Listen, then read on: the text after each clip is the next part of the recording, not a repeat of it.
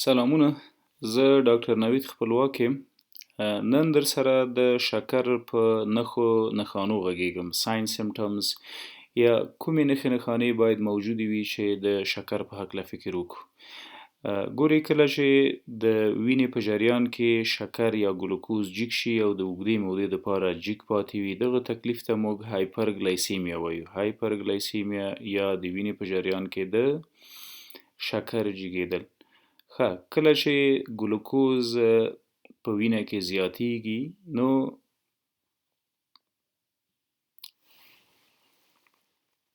د وینې د جریان نه ګلوکوز بالاخره د ګردې د لارې مثانې ته او له مثانې له ادرارو سره بهرني محیط ته انتقالیږي.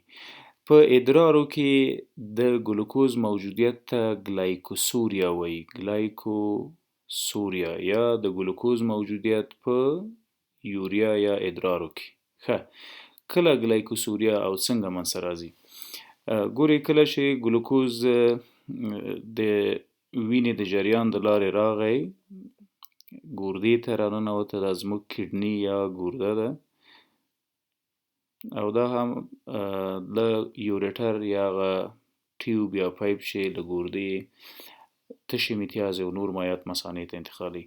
که موږ دغه ساحه واخلو، زوم یې کړو، د مایکروسکوپ لاندې وګورو، نو د ګردې د وظیفوي واحد یا فنکشنل یونټ یا نفران پکې لیدل کېږي.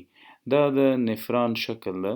نفران یا هغه حجرات چې میلیونونه او میلیاردونه سره یوځای کېږي او بالاخره یوه ګرده جوړوي. نیورون مختلفې برخې لري. دې ساحې ته یې بومنز کپسول یا ګلومیرولر کپسول وایي. دقیق کوم ځای ته چې د وینې رګونه راځي، خواړه وړي او راوړي او له ګردې فلتر شوي مواد انتقالوي. دغه ساحه یې د پرکزیمل کانولیوټډ ټیبیول په نامه یادیږي یا PCT، پرکزیمل کانولیوټډ ټیبیول. لاندې دا معینه ساحه یې دا د لوپ آف هنلي په نامه یادیږي او هر یو یې ځان ته مشخص وظایف لري. دا یوازې یوه حجره ده د ګردو. پرکزیمل کانولیوټډ ټیبیولز کله چې ګلومیرولر کپسول شروع کیږي، دا پرکزیمل کانولیوټډ ټیبیولز دي. لاندې دا ساحه د لوپ آف هنلي ده او پورتنۍ دا ساحه یې بیا د ډیسټل کانولیوټډ ټیبیولز یا DCT په نامه یادیږي. کله چې د وینې په جریان کې ګلوکوز زیات ول، یعنی دلته ګلوکوز ګردې ته زیات راځي ځکه د وینې په جریان کې زیات دي، او بالاخره د همدې لارې نه د نفرانونو د لارې نه انتقالیږي چیرته؟ کولیکټینګ ډکټ ته، CT یا کولیکټینګ ډکټ. تشې متیازې یا ادرار دلته په دې ټیوب کې انتقالیږي او له دې نه همداسې ځي بالاخره مثانې ته یا یورینري بلډر ته، او د یورینري بلډر نه بالاخره وځي بهرني محیط ته. په نورمالو حالاتو کې څه پیښیږي؟ لومړی باید په دې پوه شو چې په نورمال وضعیت کې که شکر څوک ونه لري څه کېږي. کله چې د وینې په جریان کې ګلوکوز ګردې ته راننوځي په نورمالو انسانانو کې راځي، دغه ګلوکوز بالاخره د یو څه بخش د پرکزیمل کانولیوټډ ټیبیول نه د ځای نه ری ابزارب کېږي، دوباره جذبیږي. چیرته؟ د وینې جریان ته. ری ابزاربشن. ګلوکوز، مالګه او یو څه اوبه بیرته جذبیږي. چیرته؟ د وینې جریان ته ځي او په دې رقم باندې ګلوکوز نه ضایع کېږي زموږ له وجوده. ګلوکوز، اوبه، سالټس یا ځینې ګټورې مالګې، دا په نورمالو انسانانو کې کله چې ګردې ته راننوځي د بدن د تقاضا مطابق بیرته راځي د وینې جریان ته او د وینې جریان نه د بدن مختلفو سیمو ته ورځي. په شکر کې څه کېږي؟ دلته د وینې په جریان کې فرضاً دا د وینې یو رګ ده، دغه دلته شکر یا ګلوکوز جګ ده او له دې ځای نه ګردې ته راننوځي.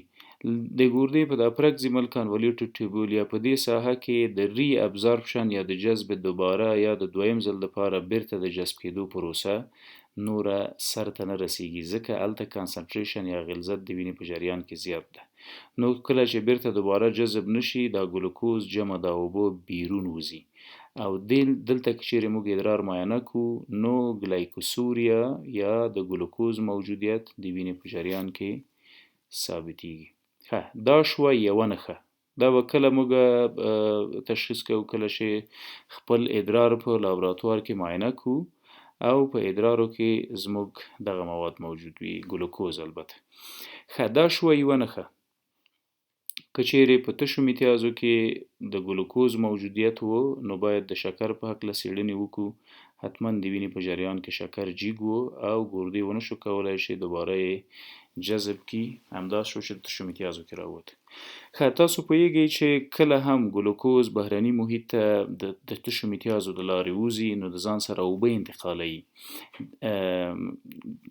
پولی یوریا یا ډېرې تشې میتیازې کول، بار بار تشناب ته تګ او بار بار تشې میتیازې کول، د دې معنا څه ده؟ کله چې ګلوکوز د ګردې د لارې د ګردې دغو حجراتو ته راننوځي او بهرني محیط ته انتقالیږي، نو یو ګلوکوز د ځان سره 4 مالیکوله اوبه انتقالوي.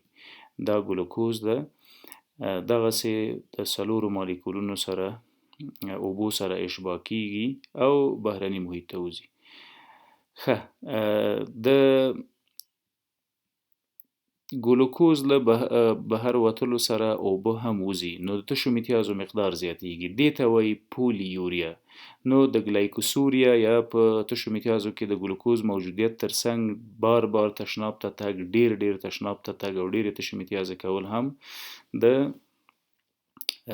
شکر یوه نښه ده. تاسو د یوې شیبې دپاره فکر وکړئ، فرضاً دا زموږ د وینې یو رګ ده او په وینه کې ګلوکوز زیات و، ګلوکوز د وینې په جریان کې زیات و، همداسې راغی ګردې ته او د ګردې د لارې د اوبو سره بهرني محیط ته ووت. د وینې په جریان کې اوبه کمیږي. کله چې اوبه کمې شولې، دلته د وینې جریان کې چې کله هم اوبه کمیږي، نو د مریض تنده زیاتیږي، ترست زیات شي. کله چې تنده زیاته شوله، نو موږ معمولا اوبه زیاتې څښو. بله نښه چې د شکر په مریضانو کې لیدل کیږي، هغه پولی ډپسیا ده. پولی ډپسیا یا زیات تږي کیدل او ډېرې اوبه څښل.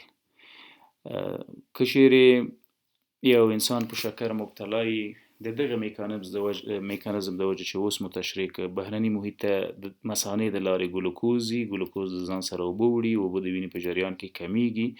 کله هم چې اوبه د وینې په جریان کې کمې شولې، دلته زموږ په مغزو کې په هایپوتلامس کې ترست سنټر فعاله کیږي او د تندې احساس کوو. دلته به نو مسلماً د تندې نه وروسته به موږ ډېرې اوبه څښو. که چیرې اوبه زیاتې وڅښو د حد د نورمال اندازې نه او تنده مو هم له نورمال اندازې زیاته وي، تشې میتیازې هم زیاتې وکړو، د ګلوکوز موجودیت هم په تشو میتیازو کې ثابت وي، دا د شکر نښې دي. باید د شکر په وړاندې خپل تدابیر ونیسو، معاینات یې وکړو. که متاسفانه مبتلا یې شو، د درملنې تدابیر هم د ځان سره ولرو.